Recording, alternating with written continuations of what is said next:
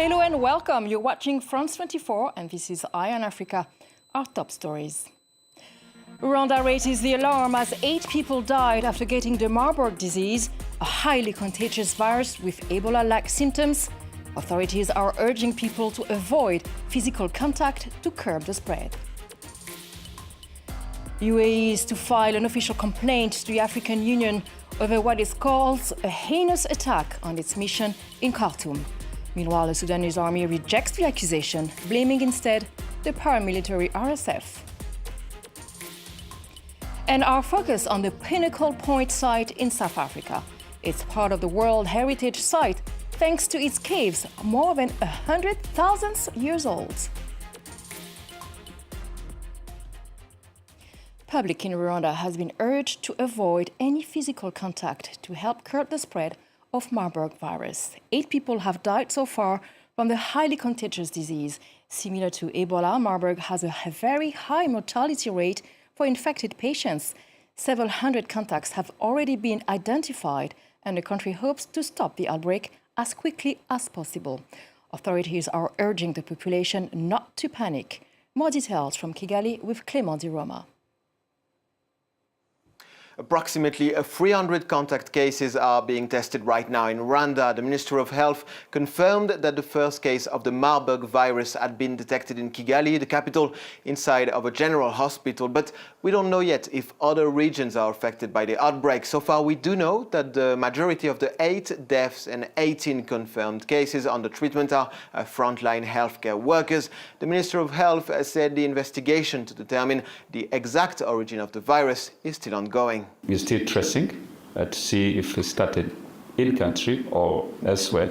But within the country, the first case tested was from one of the university teaching hospital within Kigali. It was a patient followed in emergency care, ICU, which were not responding to other treatments. There is a lot happening in terms of contact tracing, testing, isolation, treatment. The Marburg virus can cause hemorrhagic fever and its fatality rate ranges between 20 and 90%. There is no known vaccine, but transmission occurs only through direct contact with the blood or other fluids of an infected person.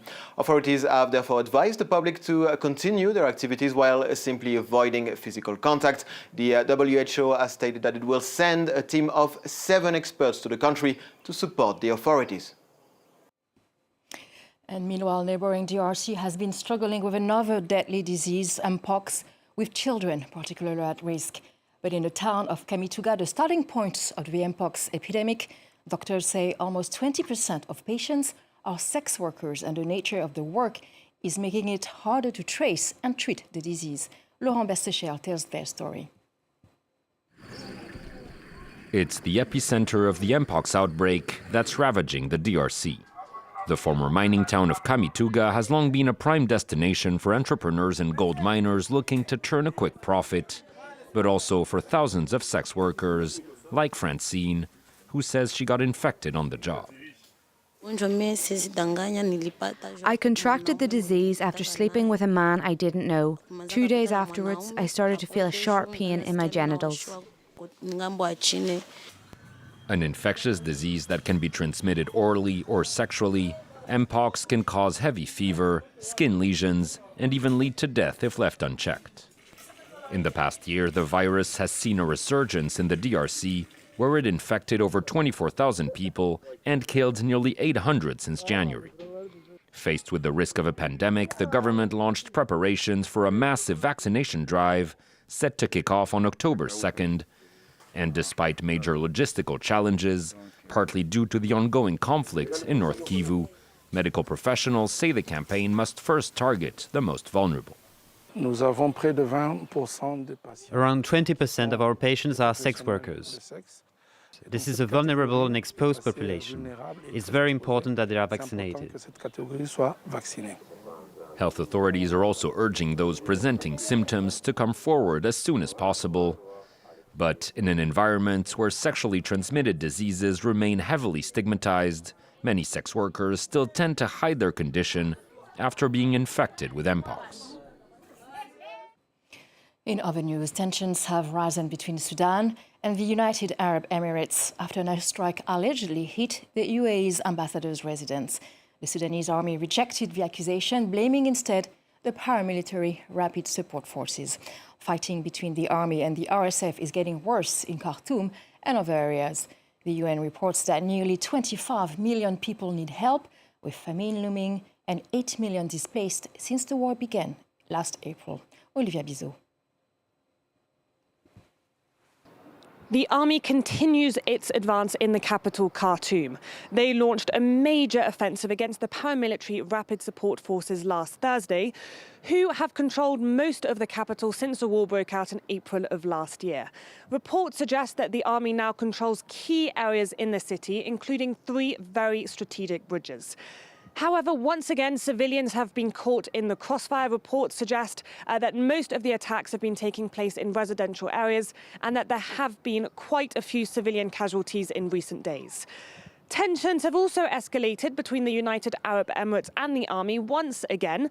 On Monday, the UAE accused the army of attacking its ambassador's residence in Khartoum.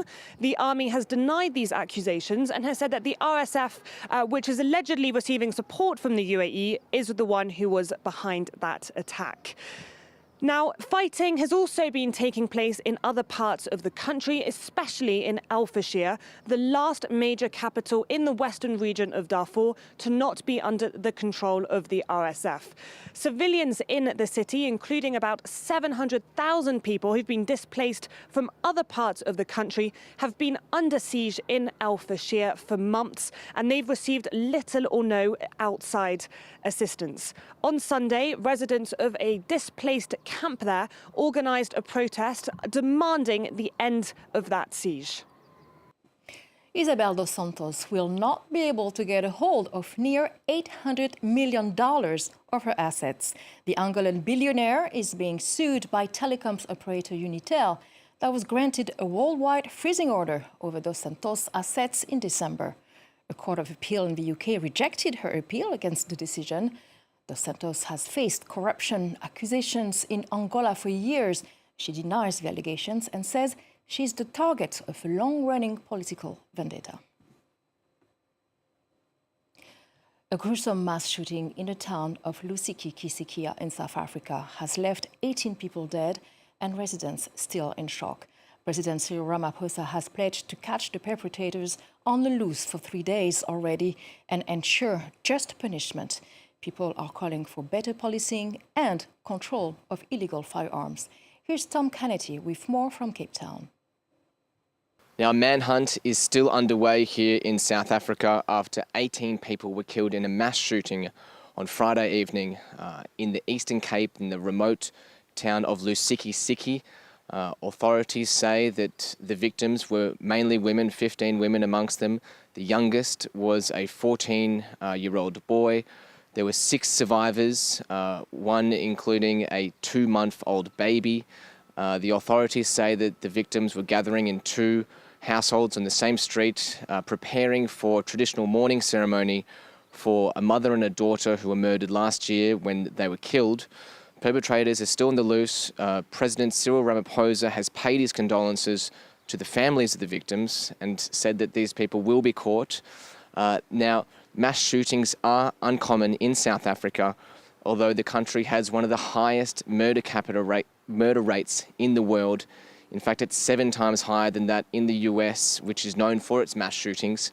And relatives of those who were killed in this gruesome attack have come out and spoken to local media, saying they want more control of illegal firearms and more policing, particularly in remote villages, remote towns like Lusiki. And we're staying in South Africa for better news. UNESCO has given World Heritage status to an archaeological site, South Africa's Western Cape province. Excavations of a series of caves at Pinnacle Point reveal the world's earliest evidence of men between 170,000 and 40,000 years ago. Underneath this private golf course in Mossel Bay is an archaeological site that has revealed human behaviour from 160,000 years ago. The calcium in its unique rock formation allowed for the preservation of artefacts from the Stone Age. Now a UNESCO World Heritage Site, these caves are labelled the point of human origins. So when people walk in here, no matter where you're from, we can somehow trace ourselves back here, and so we say, welcome home. The caves provided the earliest evidence of humans exploiting shellfish and using fire to make tools. See the older materials at the bottom, the younger materials at the top, right? So the material on the surface here is dated to around about 100,000 years ago. This is a long Middle Stone Age blade in quartzite. And then if you look down over here, there's a limpet shell over here. There's a nice limpet shell. And then these are natural, that's a natural rock over there. More stone artifacts, there's another blade sticking out over there. Researchers have made an effort to involve the local community. Gail Bikes, a chief from the indigenous Khoi people, works at a tourism centre dedicated to the site. The Pinnacle Point Cave 13B, I don't even want to call it the Pinnacle Point Cave 13B. I want to call it the Khoi Cave or the Sahara Cave, the Bushman Cave. That cave is a cave of pride,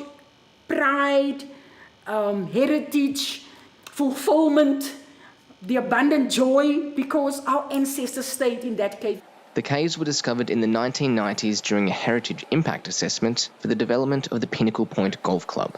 Dr. Curtis Marine, who worked on the site, says the discovery of shellfish exploitation suggested sedentary living, meaning early humans might have lived in one spot rather than being nomadic as previously thought. So a normal terrestrial hunter-gatherer might move their home 30 times a year, right? But a coastal hunter-gatherer can form a village. Plans are already in place to extend the Pinnacle Point Discovery Centre to showcase South Africa's 12th World Heritage Site. And finally, he was known for both his shot blocking and figure wagging. Former NBA player, Hall of Famer Dikembe Mutombo died this Monday from brain cancer. He was born in Kinshasa in the DRC, and he played for 6 NBA teams, including the Philadelphia Sixers and the Denver Nuggets. The 7'2" center also was known for his humanitarian work in Central Africa. And the NBA paid tribute to Dikembe Mutombo, saying he was simply larger than life. On the court, he was one of the greatest shot blockers and defensive players in the history of the NBA. Off the floor, he poured his heart and soul into helping others. He was 58. Well, that's the end of our edition. Thank you for watching Eye on Africa.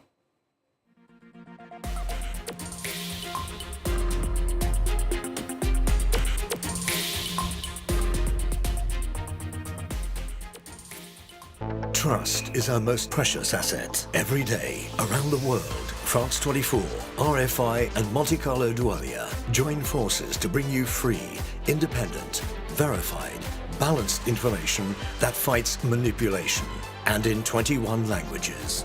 France Média Monde has been awarded the Journalism Trust Initiative Standard, which guarantees the professionalism and reliability of our international news media with a score of 100%. Trust is not automatic. It must be earned and cultivated. Thank you for your trust. Liberté, égalité, actualité.